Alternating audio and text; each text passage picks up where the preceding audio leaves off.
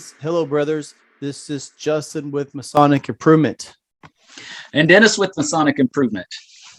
We have This is Ken Murray with the Grand Lodge of Texas. and we are very excited to have you this evening, sir. Well, thank you. Yes, you can see me beaming right now. I'm stoked. Yes. To start off, would you please tell us a little bit about your Masonic background? Well, I was raised in 1978 in Hanley Lodge in Fort Worth, Texas. I became a Mason because I was so active in Demolay back in my earlier days.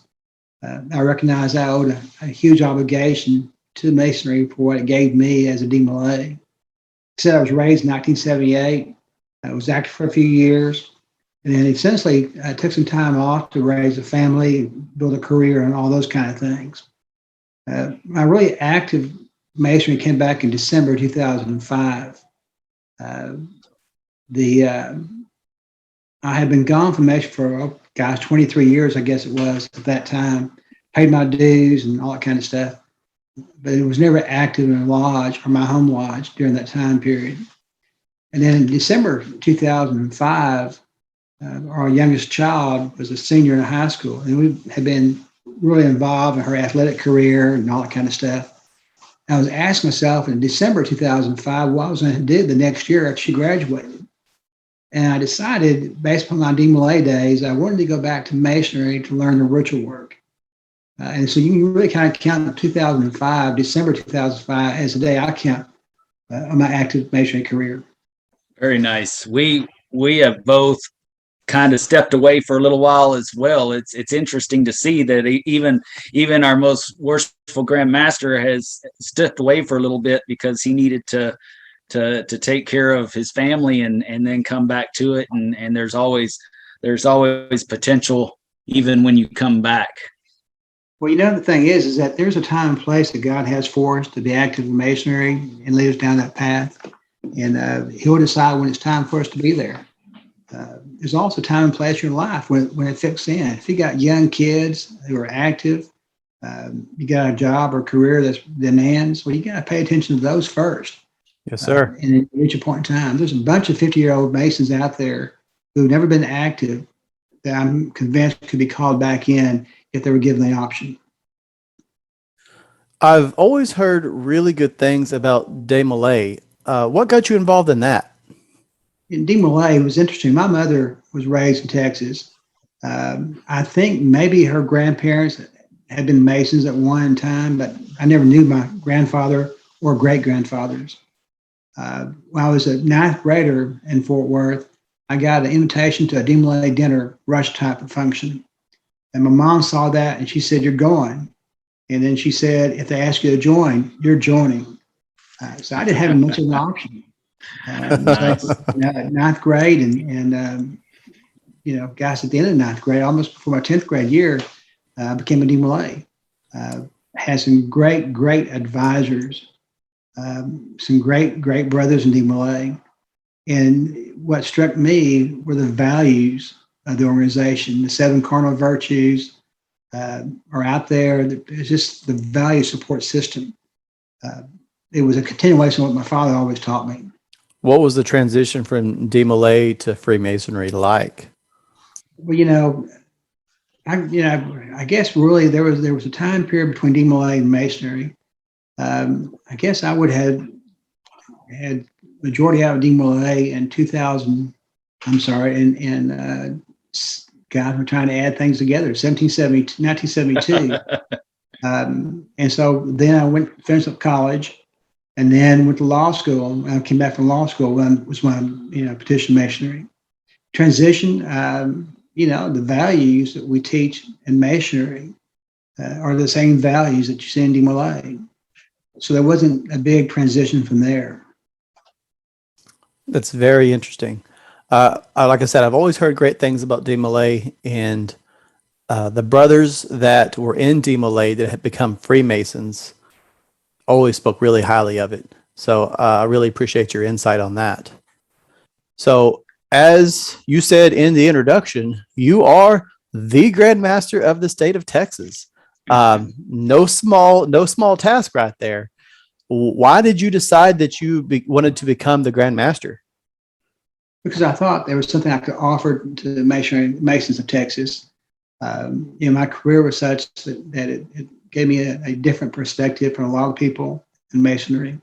And I thought I could offer something to Masonry in Texas. It's interesting. Let me relate this to you. I was at a service award yesterday for a 75-year Mason, 101 years old.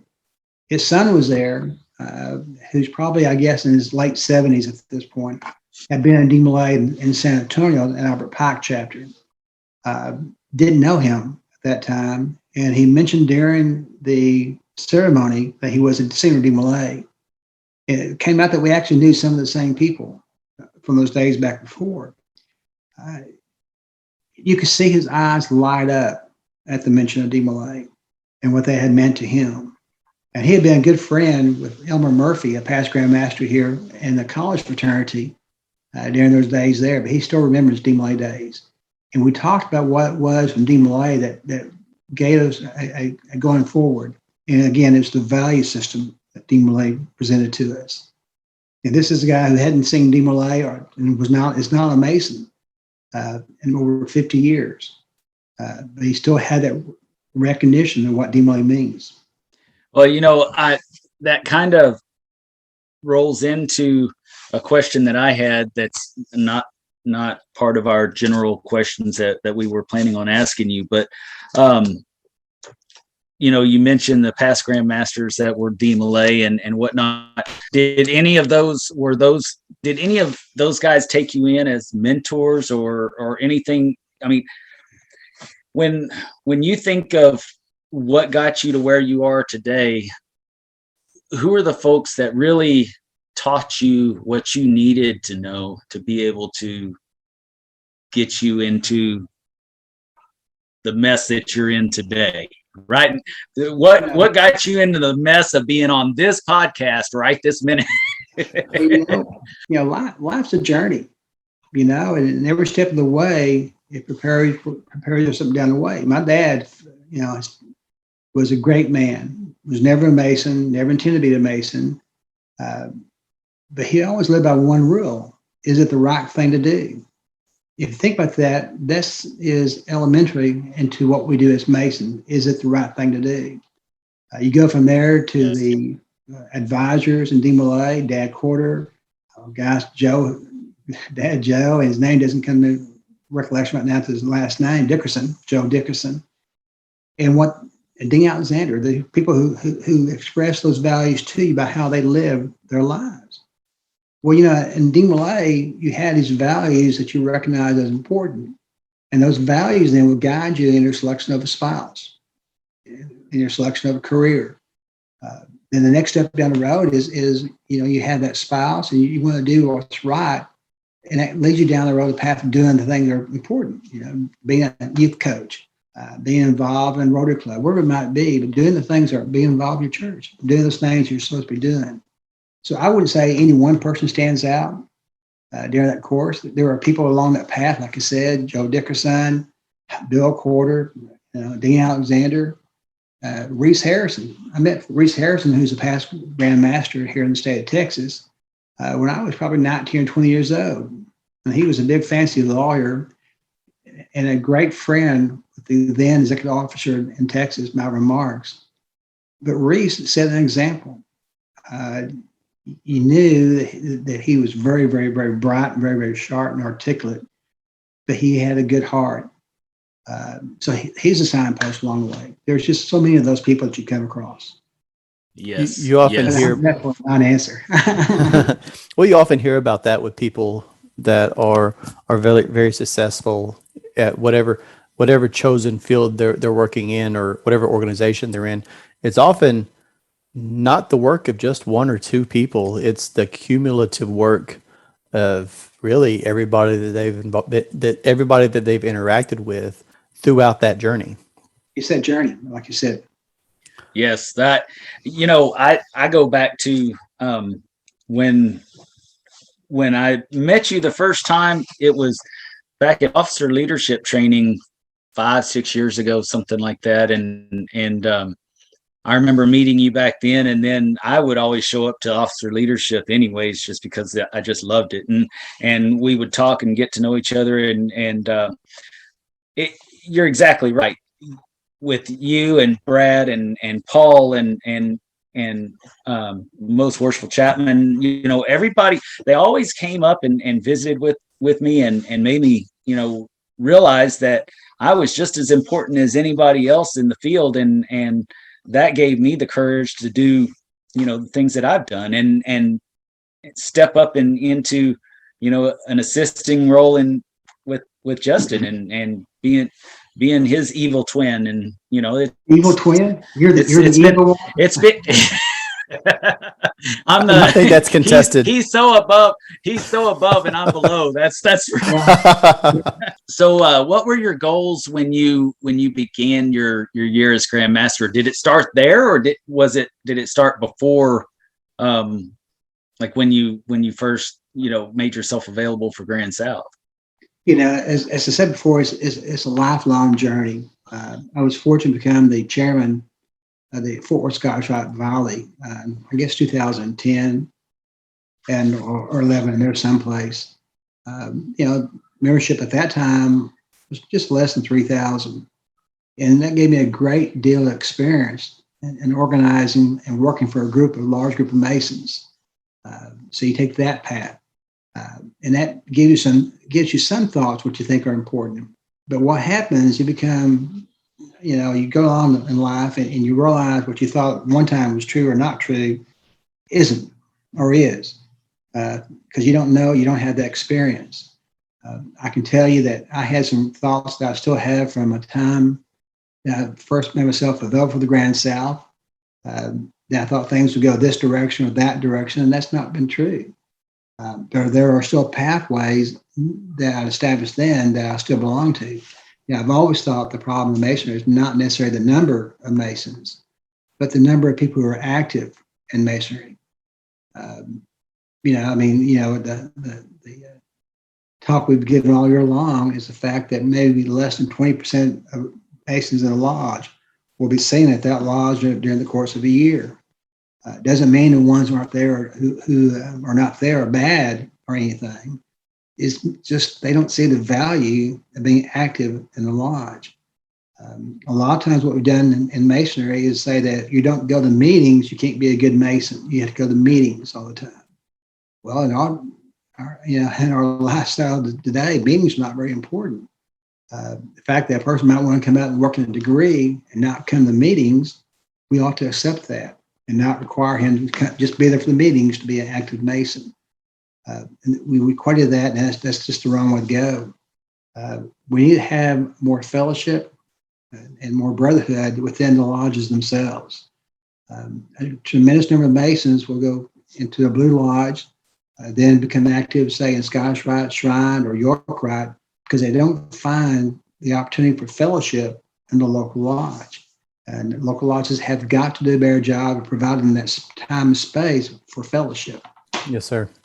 Your statement reminded me of a conversation that I had just a few days ago. It was at a very small lodge, and the worshipful master was expressing concern because elections are coming up, in 6 months or so, and there's not really a whole lot of people. His comment was there's not a whole lot of people to pull from, and the fact is that this lodge has plenty of members. It's not a membership problem. It's a problem like you described, actually getting people that are willing to come and sit in a position at the lodge. If every member showed up, they wouldn't have any seating room. So that's and that's the same situation with most lodges. So it's a very small turnout. That is the problem. And as you said, it's about providing some type of value to get them to show back up. Well, that's why I've been talking about to lodges here lately, is that you have a lodge, you have a number of points of interaction in that lodge, be it meetings, degree work, social activities, charity work. And there's probably 5 or 6 points of interaction. And what we have to do is focus the members to be active on those different points of interaction. My son's a great example. He's been a Mason for probably 12, 15 years. but he'll not go to a stated meeting. He's just not going to spend his time doing that. But yet, if you say, Brandon, we have some ritual work that we need you to come do, he'll come. Brandon, we have a social activity, bring the kids, he'll be there. So if you just define for your membership the different points of interaction they can have with the lodge, and then push the right points upon your membership, then you increase that membership who are active in the lodge.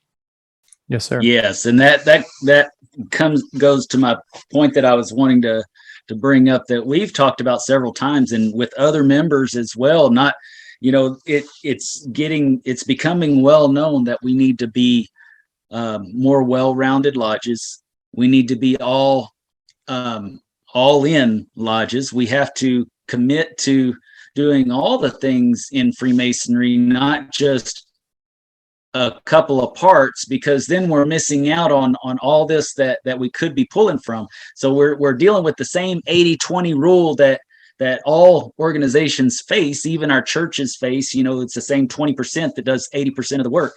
So we're dealing with that. And I think the reason why is in our situation is because we tend to forget the education. We forget the esoteric.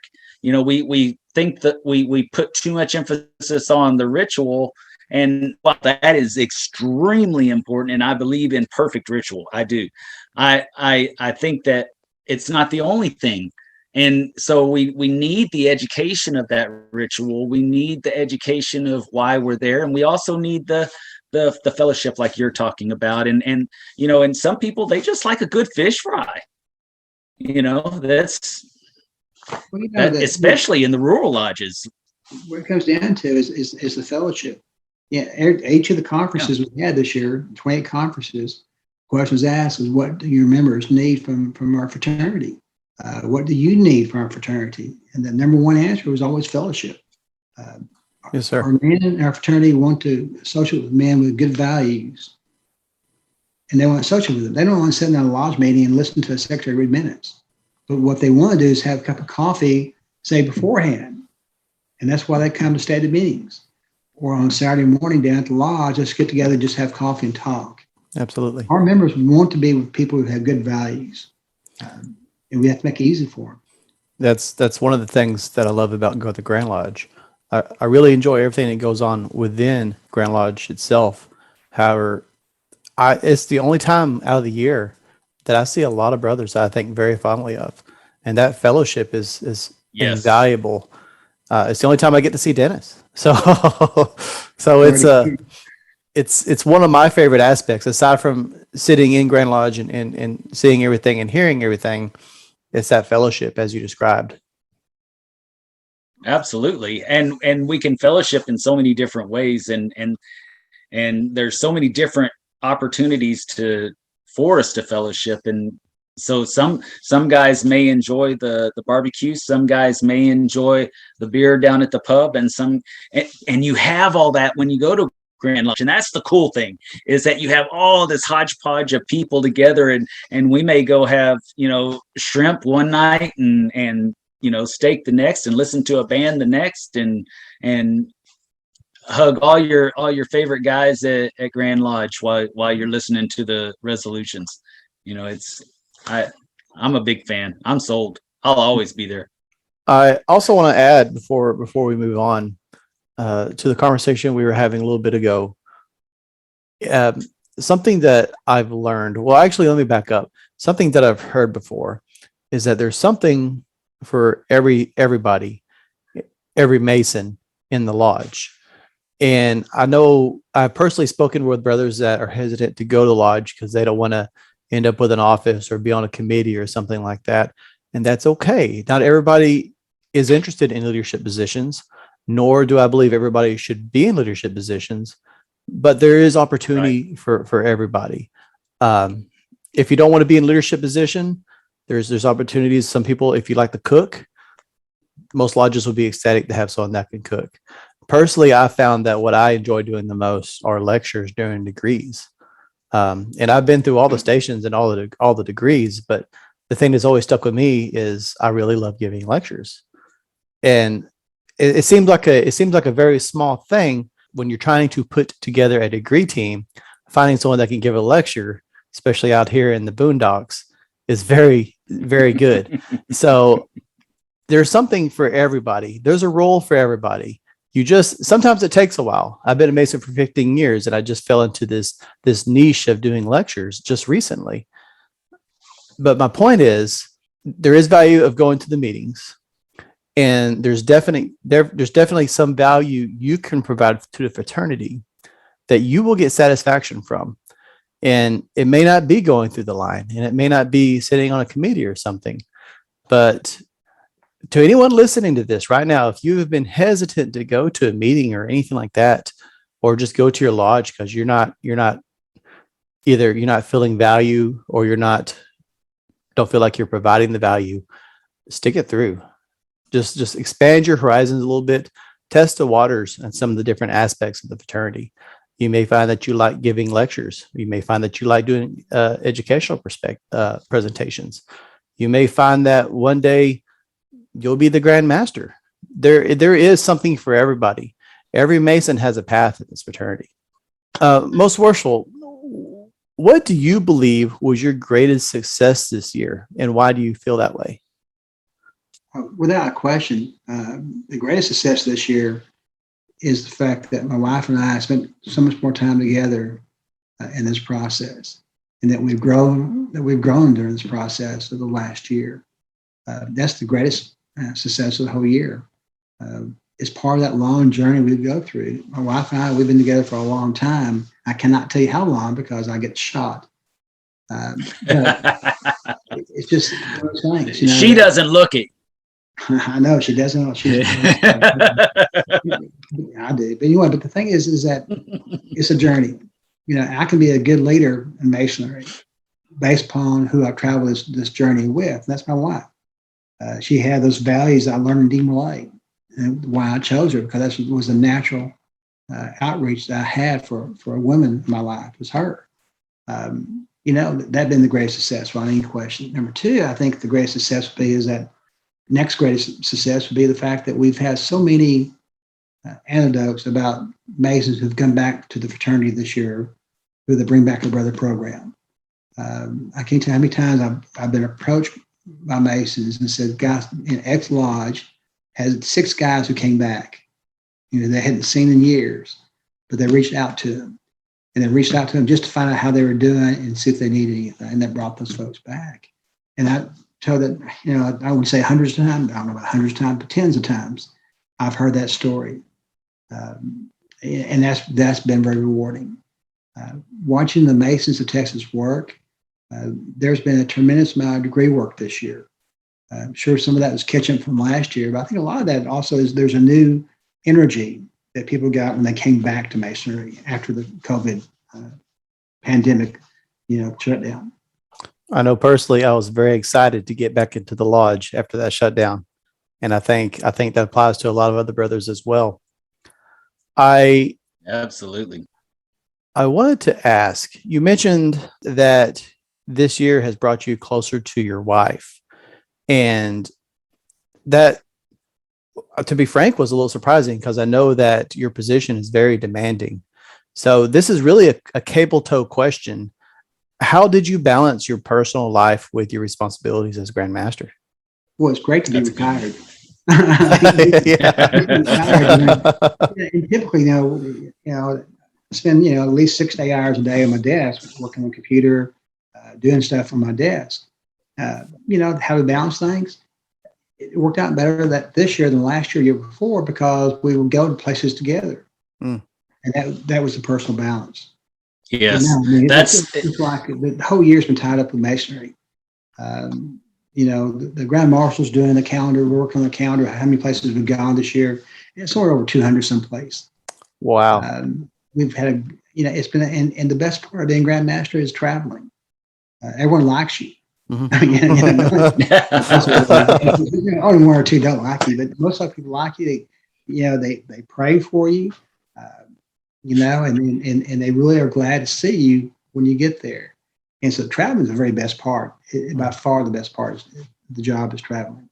I love traveling. Just within my little circle that I'm able to do so easily. So traveling the entire state would be a fantastic year, I think. Well, it has. And you know me, I always take my wife everywhere. So I'm right there with you. That's my favorite thing to do is to spend time with the girls and enjoy Freemasonry together. That's a win-win. If you could do this year as Grand Master over again, would you do anything differently? I think anyone who would not do something differently is a fool. I've learned so much this year. And I thought I knew going in which levers to pull, which committees to stir. But looking back now, I think I would do things differently. So yes, there'll be things I would do differently. No question about that. Yes, sir. I know as when I was worshipful master for the first time, right around the time I was getting the hang of everything, my year was up. So I don't know if that's probably what it feels like as Grand Master or not, but I know at the lodge level for me, right around the time I thought I had things figured out, it was the next guy's turn. That's right. But that's how life goes. I mean, you're a better lawyer 10 years down the road than you were when you start. Yes, so sir. Absolutely. It's all about those experiences. Yeah, I feel upon them. Yes, I feel the same way. When I was worshipful master, and I really only want to be one time. Goliad was my time in the sun. We can fix that for you.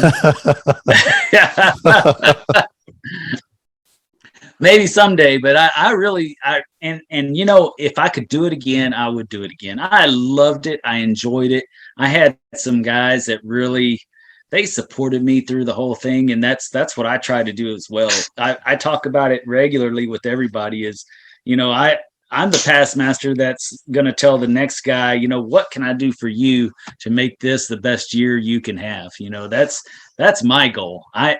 I know he may do some things different, and that's okay. It's not my year, and that's okay. I just want to make it a good experience for him, just like just like with your year. I hope that every event was as successful as you really wanted it to be because it was your year. That's an exciting time. It was. It's all about lifting one another up. From the EAs to the Grand Master. We're all brothers, and we should all want to see one another be successful. Where do you see Texas Freemasonry in the next 10 to 20 years? There's a real place in our society for Freemasonry. I use the example several times this year that if a man has been raised at the altar and has sworn to certain values, that he's more likely to have those values. But that's not true walking down the street. Maybe at one point in time, 4% of the men in the town would be Masons. That's no longer the case. Maybe less than 0.5% are Masons. So you don't really know what the person across from you are. I think as our society continues to evolve, there's going to be a real pressure upon men to step up to certain values. And that's what Masonry offers. Where it can be 10 years from now, you hope it's not less in membership, but it probably will be. But I think that if we pay attention to the fellowship, it'll be a closer fraternity. I don't think the idea of having 5,000 people in a lodge or 1,000 people in a lodge or 900 or where the number may be ought to be the object. The object could be is have a group of men who want to be there, who are active, and have this fellowship, and that they can support each other going down through this road alive.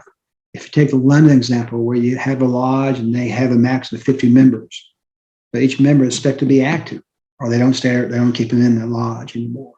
Then you start another lodge at that point because you want the members that we have to be active members, not just in going to meetings, but for the fellowship purposes. And you hear stories about in Fort Worth where lodges had 2,000 members and they had the same 15 or 20 people who were doing everything. That's not a good situation. Since you brought it up, you described a situation that's always been very enticing to me, and that is the lodges that have that limit like you described, where you're expected to be there, and when it gets to a certain point, that's how they know when to split. and form another lodge or something. From a administrative perspective, since you have had time going through the Grand Line, if it ever became a popular idea, how feasible would that be to do? Well, it takes a change of mindset. We had this mindset that a lodge is permanent. You create a lodge and it's there forever.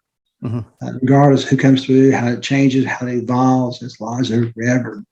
Whereas the London model is more transitionary. You have people who have a common interest and they're grouped together. And of course, as those men get older, that interest may or may not continue with that same group of people, and it'll dissolve itself and move on. We had to have lodges of association, not membership numbers, but association. Yes, and not blue collar, white collar, but men who cared about being together. And if we do that, then they'll stay active. My son is a great example again, was raised, probably has not been back to his home lodge in, 15 years. Because he has no connection with those members over there. But if I call him and say, we're doing a Scottish Rite degree, come down, he'll do that in a heartbeat. And so we have to have this attitude, that it's a body of men that work together, not a building that you belong to for a period of time. Yes.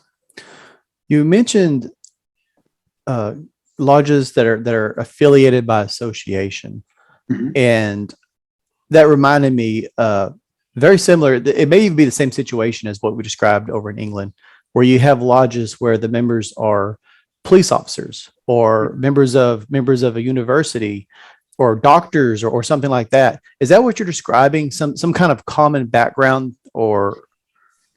Yeah, not really a common occupation. I think that's not the right direction to go in. You want a commonality of interest. I know lawyers who love to hunt and fish, and I know lawyers who hate hunting and fish. I know doctors the same way. So you look for people who have a commonality of interest, be it ritual work, be it reading, be it education, be it charity. And so you take those folks who are really interested in charity and you work those together. That'd be the common interest, being a charitable lodge. And there's great examples of lodges that are built upon charity. Knox, Corinthian, and Dallas is an example of that they're built around charity for the hospital. And that's the common interest that keeps those people there.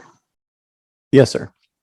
Yes, sir. And I've also seen what you described, lodges that they're really good at ritual, or they take a lot of pride in their building, or like there's one nearby. They have I can't remember the name of it, but it's a nonprofit that they make really large donations to. I mean, very large for a Masonic lodge, and that's what unites them. And so, yeah, I see what you mean, and I agree completely. Finding some kind of commonality like that everyone can get behind. Once you have that, you become, for lack of a better term, like your lodge becomes on fire. Like the members, they have goals, they have that initiative to really push towards that common shared goal. My home lodge, Henley Lodge, was formed back in 1921. And the initial common interest was, of course, it was in a small town outside Fort Worth, was that members who joined that were primarily from the people who worked on the interurban rail between Dallas and Fort Worth.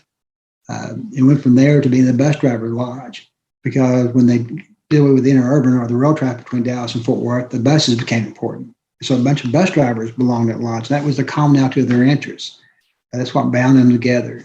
It evolved, buses go away. They became a ritual lodge over the years, and they were very active in ritual for a number of years.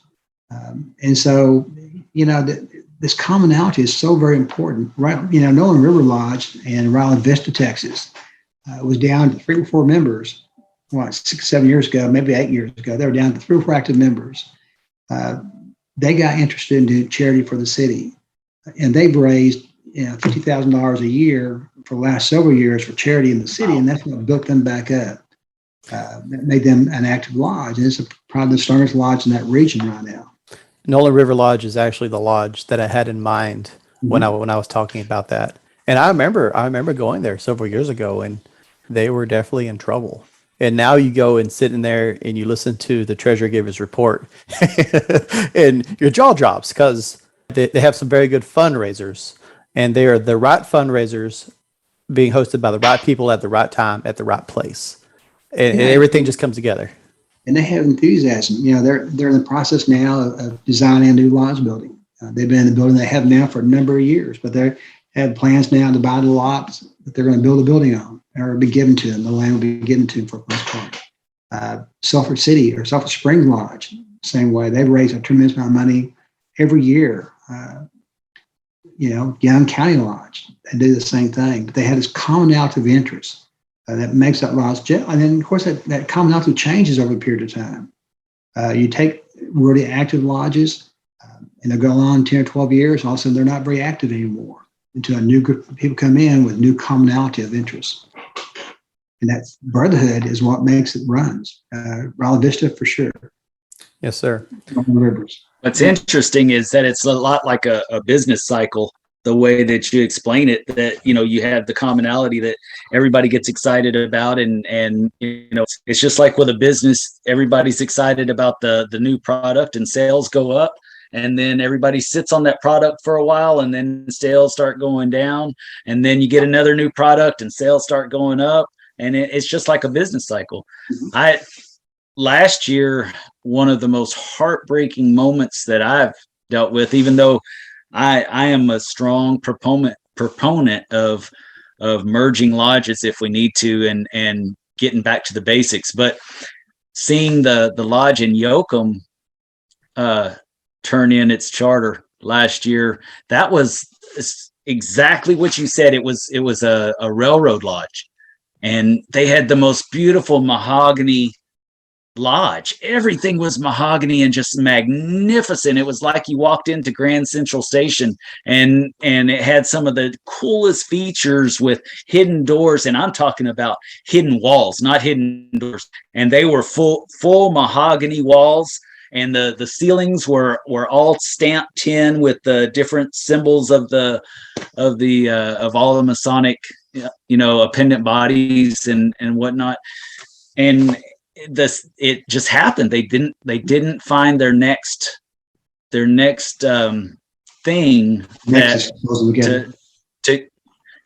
didn't find that next thing to pull them together and to get behind. And it's the saddest thing. Yeah, and the sad thing is a lot of lodges focus upon their building more than anything else. And you some of these lodges out there almost had the attitude that they exist just for the building, and that's their sole function, is to maintain a building. Mm-hmm.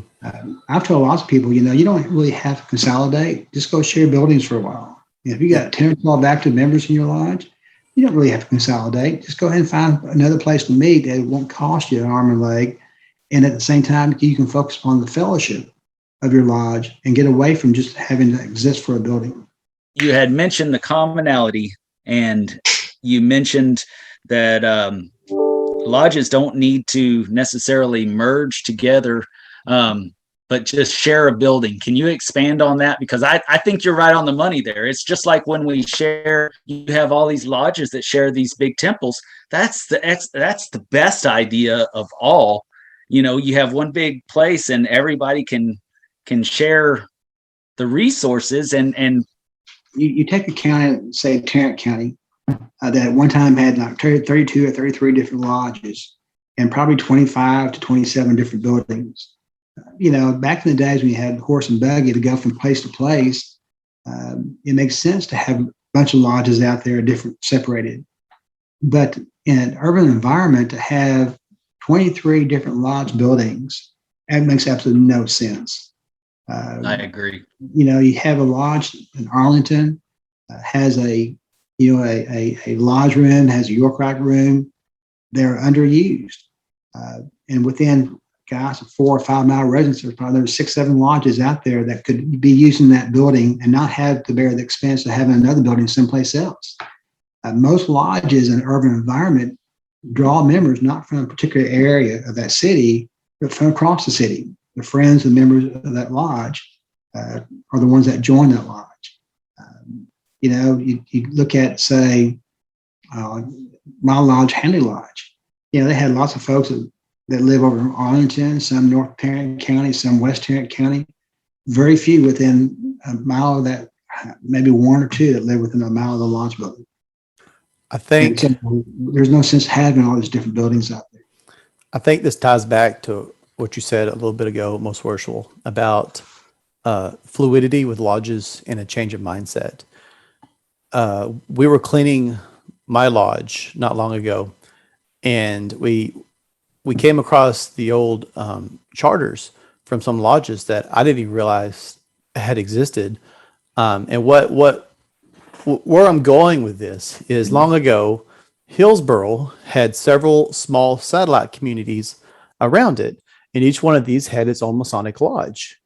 And as time progressed, the streets got better, cars became more popular. They merged with Hillsborough.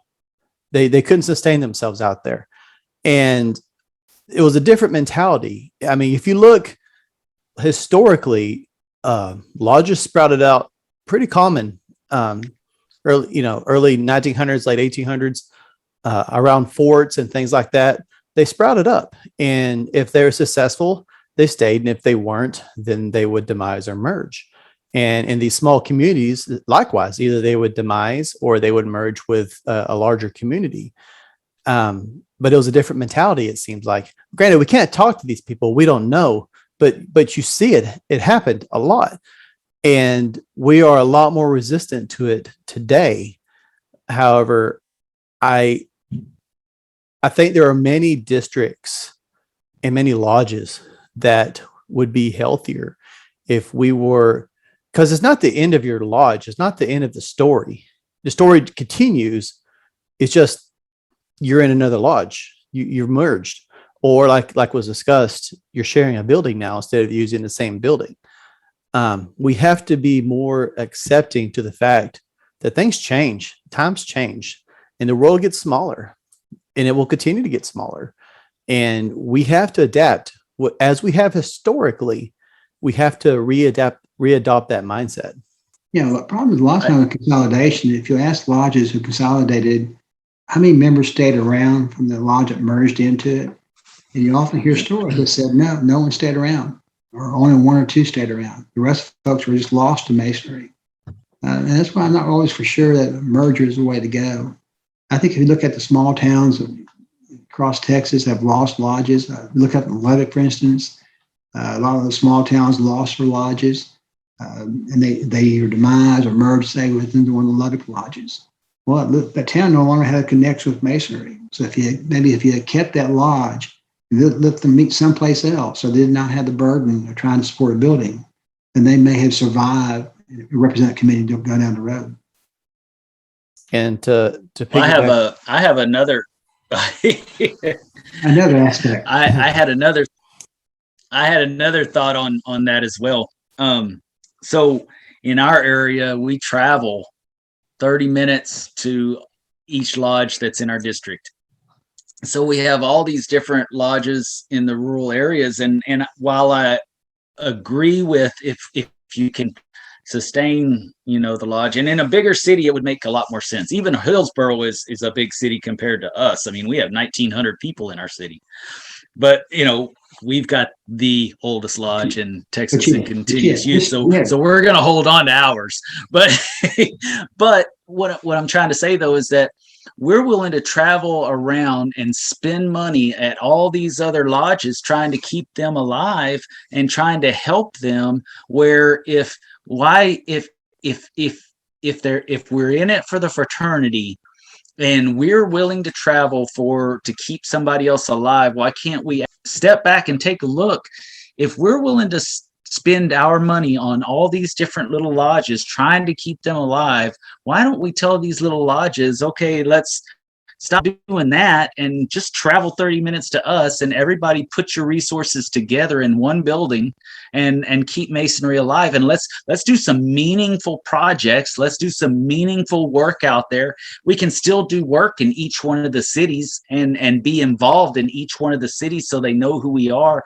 And maybe we can build it up to where, we can build another building later on. But sell the assets and put them into another lodge and thrive and flourish and then go back and build another building if we can do it or what have you. That's the thought that I have. And it's not that I want lodges to go away. I mean, it's sad. It really is. But at the same time, I want my fraternity to be strong. I want the members to be happy. I want everybody to get out of the fraternity what they really thought they were going to get when they joined.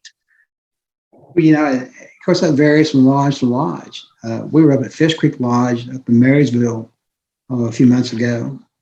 And again, this is a lodge that had maybe 3 or 4 active members at one time. Old lodge in the town of Marysville, there was only 2 or 3 different buildings there. There's a Baptist church and then the lodge. And they were fixing to close. Well, some Masons in that area, in that county, decided that they didn't want to do that. They didn't want to lose that lodge. When we were there a couple of months ago, there was 45 people there for that lodge meeting. They regularly have 25 to 35 people show up, and no one lives within 10 miles of the lodge. They all have to drive into it, and it's the end of a long gravel road to get there. But there's spirit and enthusiasm in that lodge, and that's a spirit and enthusiasm that have been lost if that lodge had not been kept open. They love it being there. And of course, most folks are active in other lodges, but they saw a purpose and a commonality, and they've worked that commonality together, and it's become a great environment for Masonry. I was going to say that's just like the commonality that we discussed earlier, that brought them together. And what you described sounds just like Chalk Mountain Lodge, west of Glen Rose. Like I went to, it was on my bucket list to visit. There. It's Yes. Don't go in the summer. I'll just say that. Don't go in the summer. But keep your swatter with you when you go. Yes, but I don't think there was any brothers there that lived within like a 10-mile radius. People travel from all over, and they're members there, but they travel from all over to go to the meetings and support it. And there's that common purpose, that commonality, that common purpose that they're working toward.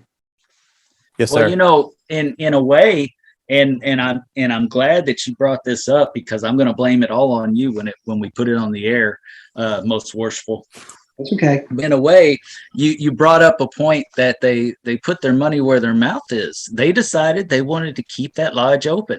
I can tell you, I've gotten in trouble several times for whipping out the checkbook as soon as I saw a need, and my wife got on to me, and I told her, okay, well, that's my 10% for this pay period. But and I was still in the doghouse, and I know it. I am. I'm a heathen. I'm telling you.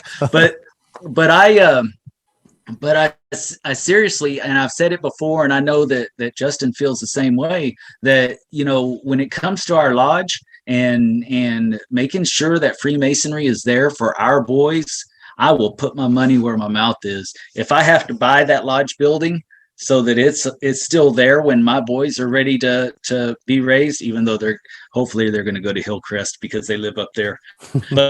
But I will put my money where my mouth is and make sure that Freemasonry is alive for my boys. And I know sometimes that's what it takes, is that I oftentimes think that because our dues are so low and our endowments are so low, we create this thought that Freemasonry has to be free, but it doesn't. If we want to have those experiences that we love so much and enjoy the fellowship with each other in the buildings that we love, we gotta throw down every once in a while.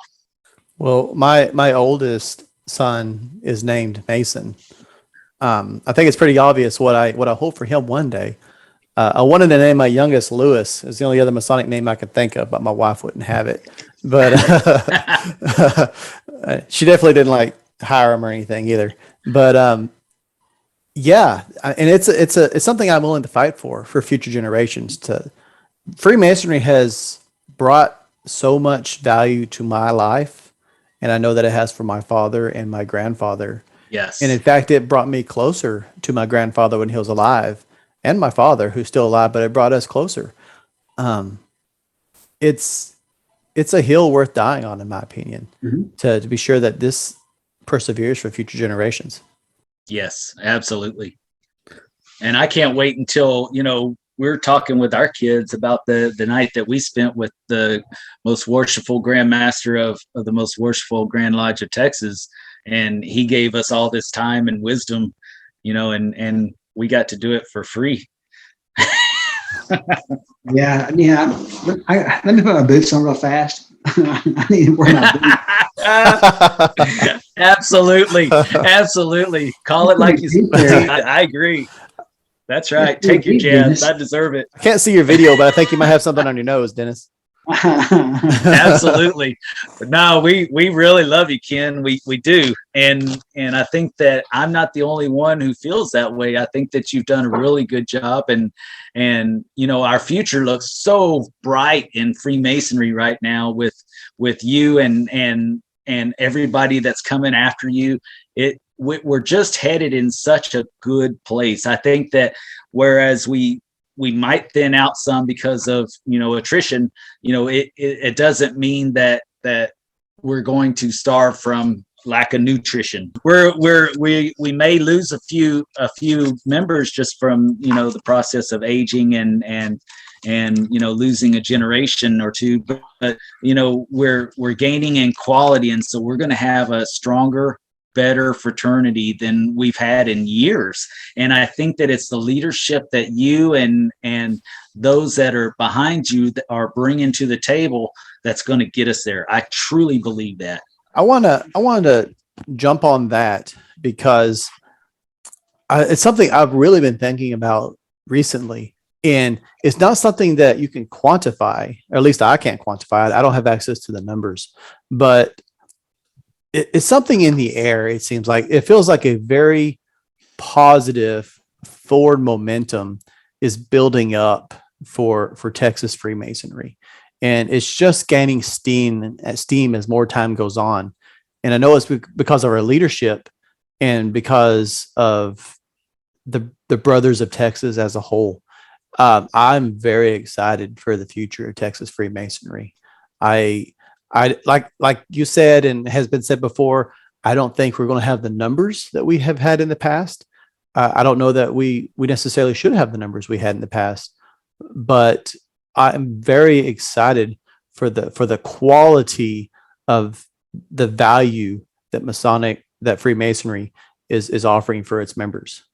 That said, most worshipful, we're getting close to the end of this interview.